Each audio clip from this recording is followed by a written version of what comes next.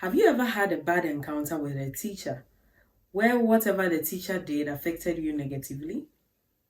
What did the teacher do and how did it affect you? Kindly share with us in the comment section.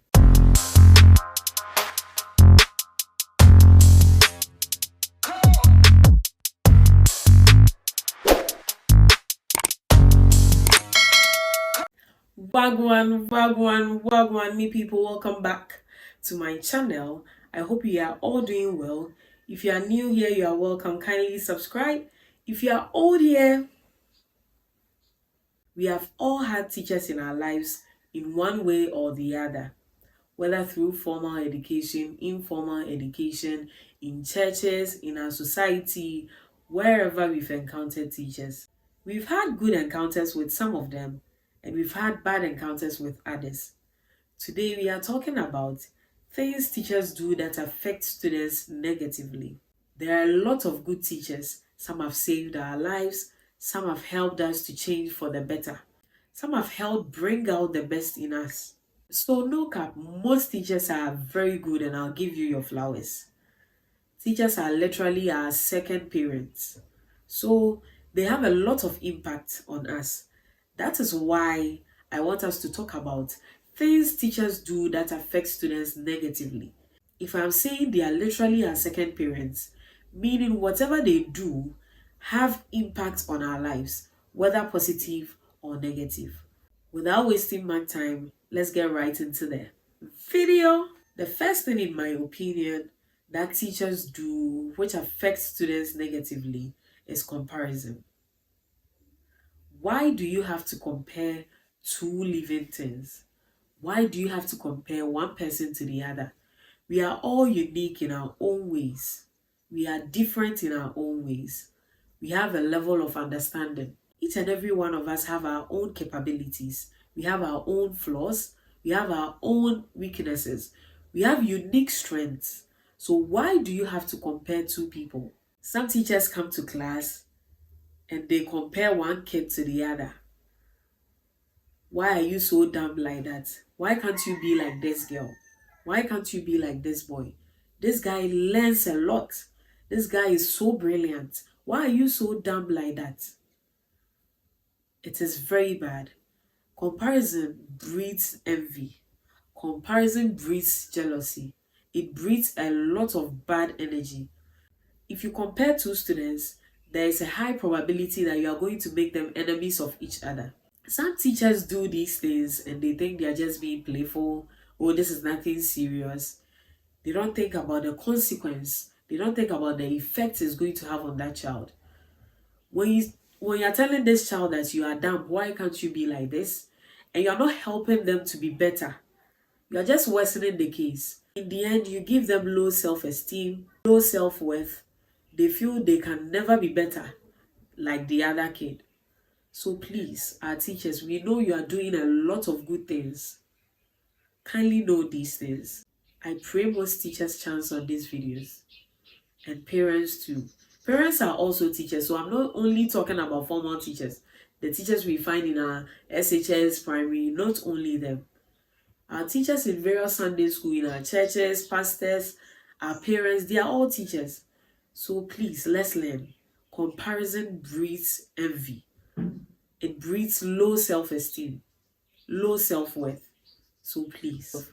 The next thing is favoritism.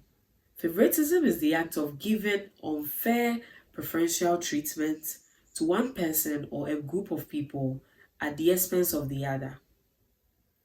So we see that a lot in our primary schools, in our JHS, in our SHS. A teacher will come to class, oh, this is my favorite student. I understand. We all have favorite people.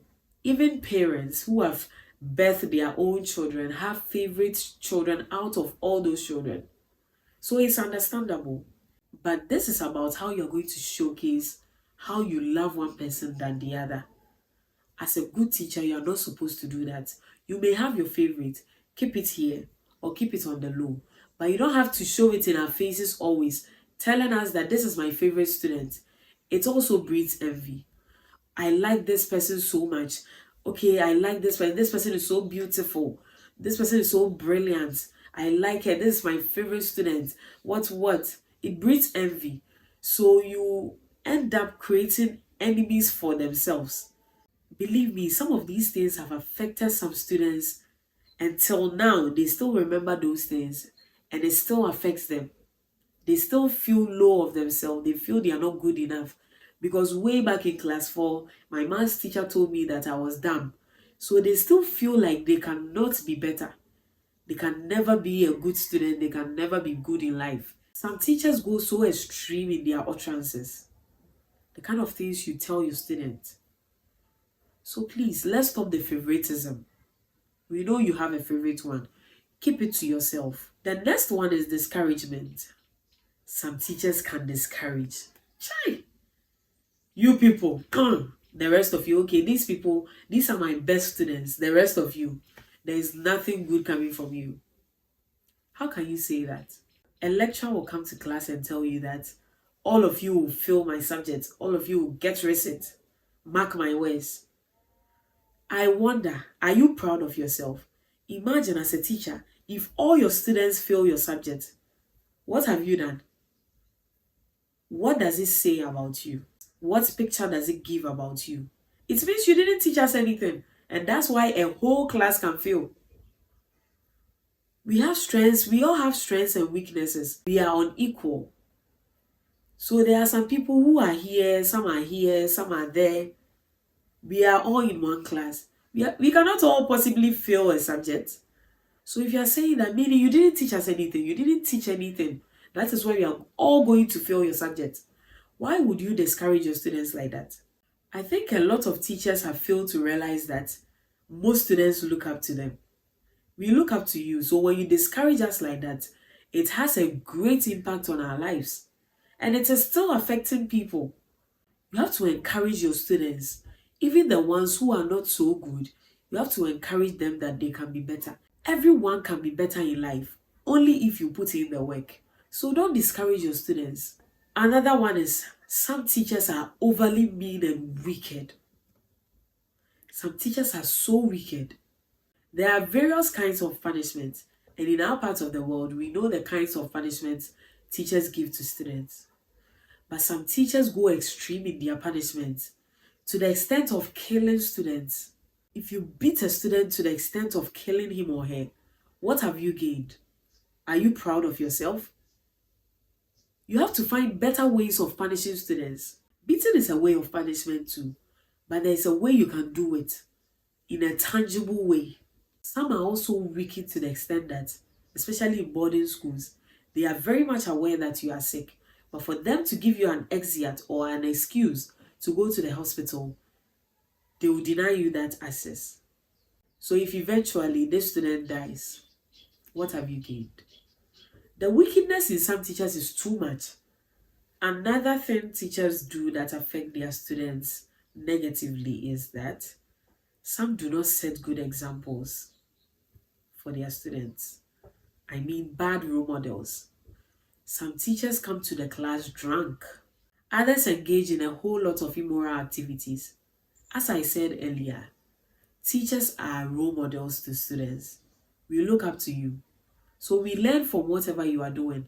Don't think that it's only what is in the syllabus that you come to class to teach that we are learning from. No. We are learning from your appearance, your personality, how you compose yourself, how you go about everything. We learn all those things. We don't just learn what you come to the class to teach us. No. We learn your personality too. That's how come you have a student who will tell you that this teacher is my role model. I like the way this teacher dresses. I like the way this teacher talks. I like how brilliant this teacher is. I like how friendly this teacher is. So we learn from you. So why are you coming to the class drunk? Come on. Let's do better. Please. Do better. The next one is sexual advances, harassment, and abuse. A lot of teachers know the power they have on students and they take advantage of that. Because they know they can tell you that if you don't do this, I'll beat you. If you don't do this, I'll let you read. If you don't do this, I'll fail you. So they take advantage of that and abuse students sexually. It is very pathetic. Very pathetic. Some make unwelcome advances. They pass certain remarks, sexual remarks. Too soon, no. Some of them you think are playful, but may have negative impacts on your students. Some go to the extent of raping their students. Students have been brought to you, have been kept in your care for you to groom them and train them into becoming bigger personalities in future. You are taking advantage of that. Do you know the benefits of being a good teacher? Teachers are blessed though. Ask good teachers, the teachers who are good to their students. When those students find themselves in higher positions, those teachers don't suffer again. Oh. And as a teacher, because you have a wide range of students, some will become doctors, some will become nurses, bank managers, engineers, and so on and so forth. If you are a good teacher, wherever you find yourself, you can meet someone, some of your students, to help you through whatever you want to get done. So it's better for you to change for the better. My advice to all teachers is that there is blessing in being a teacher. So be a good one so that you can receive your blessing. Try and set good examples for your students. Try not to compare your students to each other. As I mentioned earlier, we all have our strengths and weaknesses.